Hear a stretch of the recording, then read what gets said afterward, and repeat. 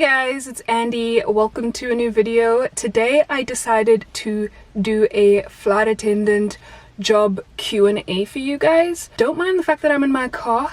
I live with my boyfriend and he is currently on a work call and our house is pretty small and I want to be able to talk and not disturb anybody. Also, when he's on a work call, usually you can hear him in the background, and so I didn't want that, so here I am in the car filming a Q&A for you guys. Anyway, if you're new here, welcome to the channel. I'm Andy. I'm a Joburg based flight attendant, and after you watch this video, please check out some of my other content, and if you enjoy it, please subscribe to the channel. We are trying to grow the crew. Anyway, so back to the video. I asked you guys on my Instagram to ask me some flight attendant related questions for me to answer for you in today's video, so here goes nothing.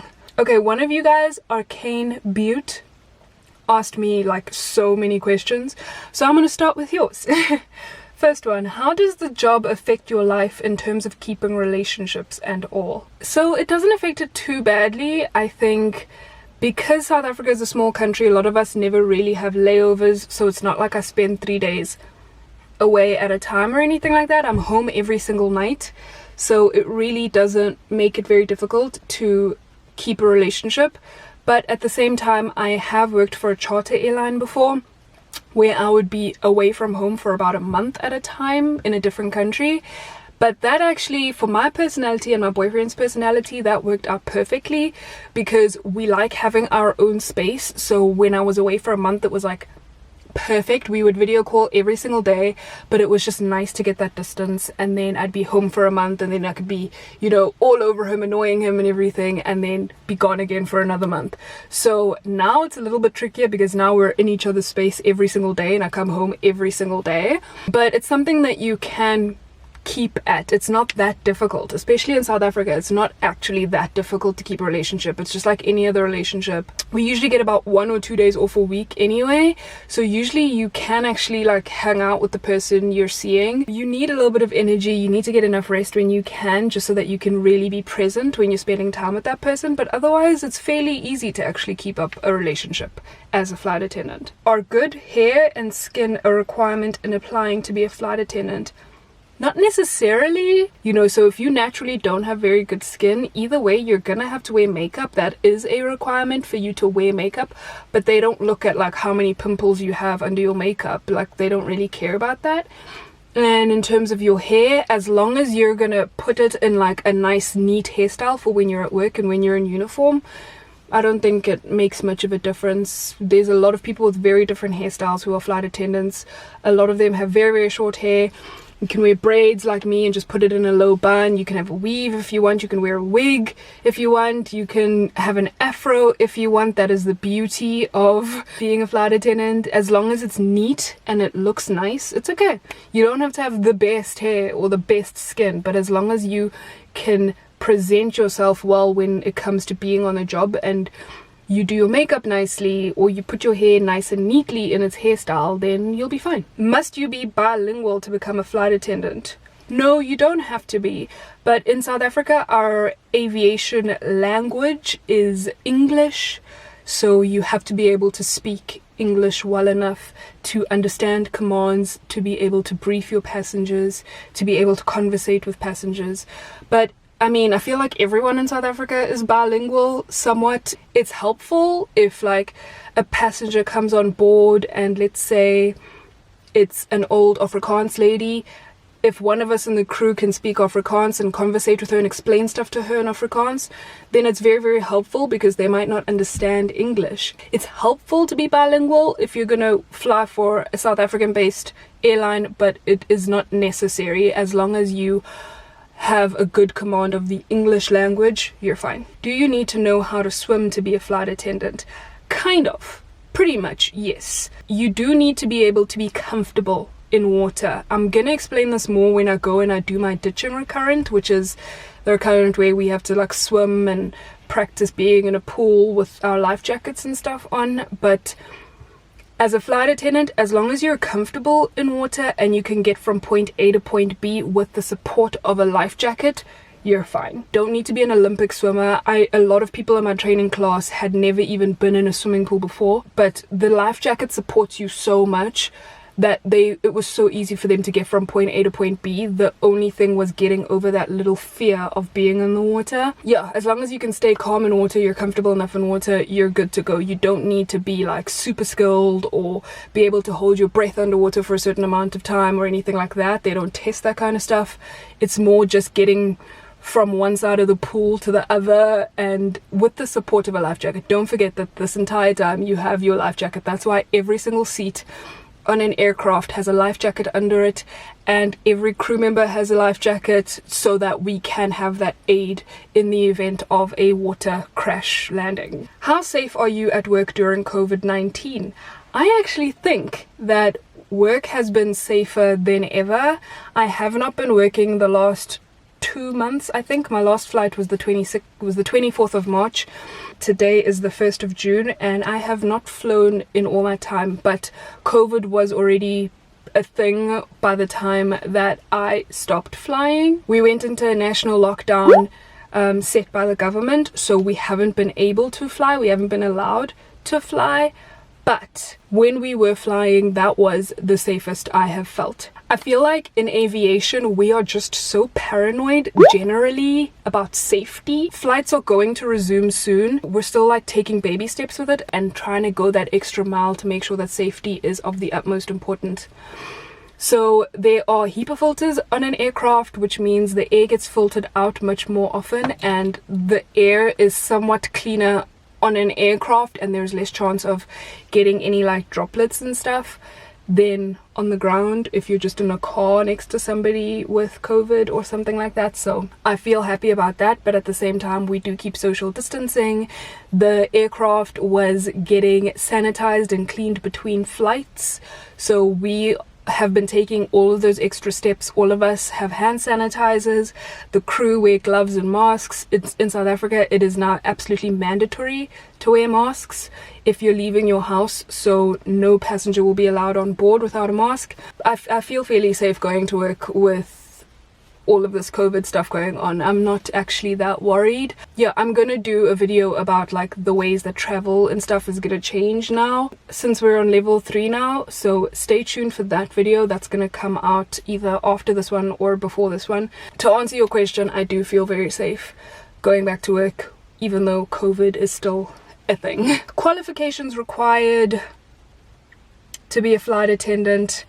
Okay, qualifications. I think I've answered this one before, and generally when airlines post for vacancies for flight attendants, they list the qualifications. The most important things are to be medically fit, to be able to swim. You need to get your cabin crew license in South Africa. You need to get your cabin crew license first before you qualify to apply for a job as a flight attendant. You need to be 18 or older. For some airlines you need to have your own car, but majority of them don't really worry about that as long as you can get to work on time, get home safely, have a valid medical.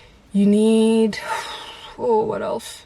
I think that's about it, but I'll look for like an old vacancy for like a flight attendant job, and I'll probably put it on the screen here just so you can see what the requirements are for like some airlines or whatever, just so you can get an idea of it and you can kind of work off of that. You also asked working hours. Working hours differ from day to day. They differ actually. This is not a 9-to-5 job. It is anything but a 9-to-5 job.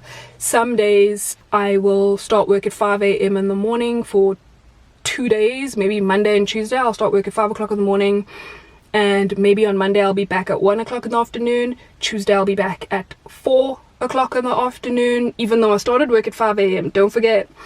And then maybe Wednesday I will be on home standby from 1 o'clock in the afternoon till 9 o'clock in the afternoon, which means I'm at home. I'm just sitting standby, ready that if they call me, I can get to work in time in case someone else doesn't make it to work.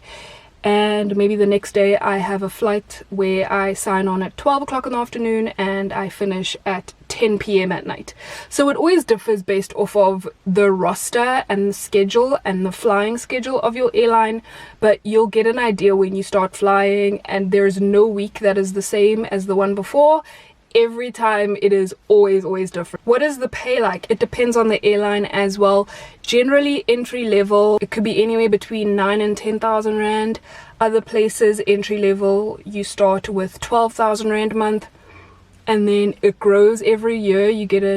It grows depending on your airline. Usually you get an increase every year. It depends though, I'm not too sure. Other places your basic is 15,000 rand, other places is 18,000 rand. I think the most I've heard of is about 25,000 rand, but that's for like a senior will get paid 25,000 rand a month. It's, yeah, roughly it's about 10,000 to 15,000 is the basic pay.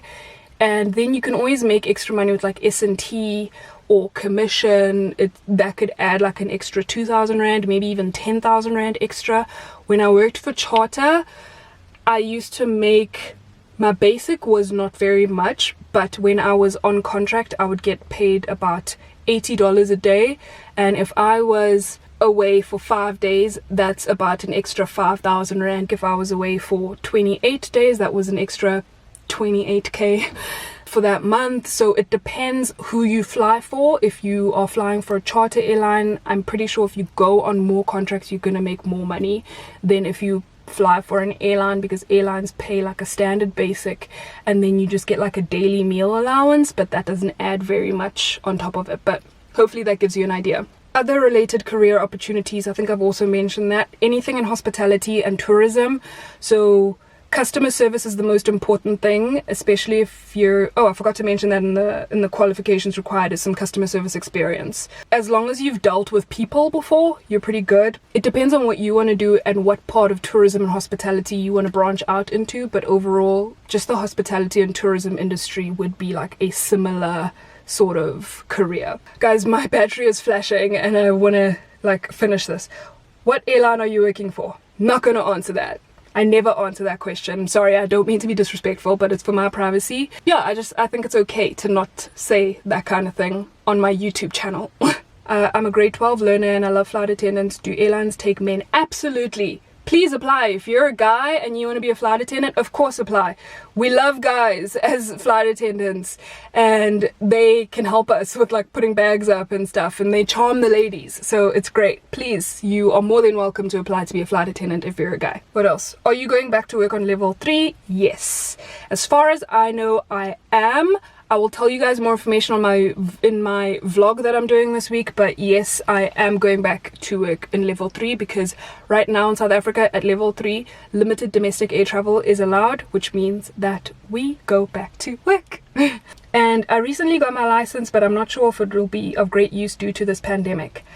Unfortunately, I agree with you.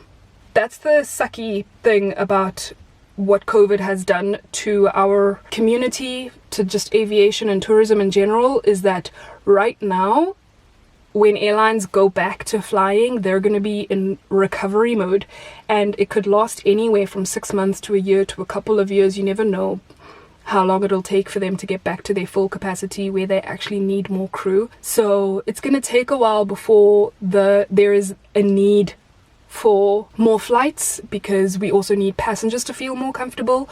The government needs to allow people to travel for leisure first, because right now we're only allowed to fly for business reasons. So it's gonna take a while. You're gonna need, like, you need to give the aviation industry time to just recover from this.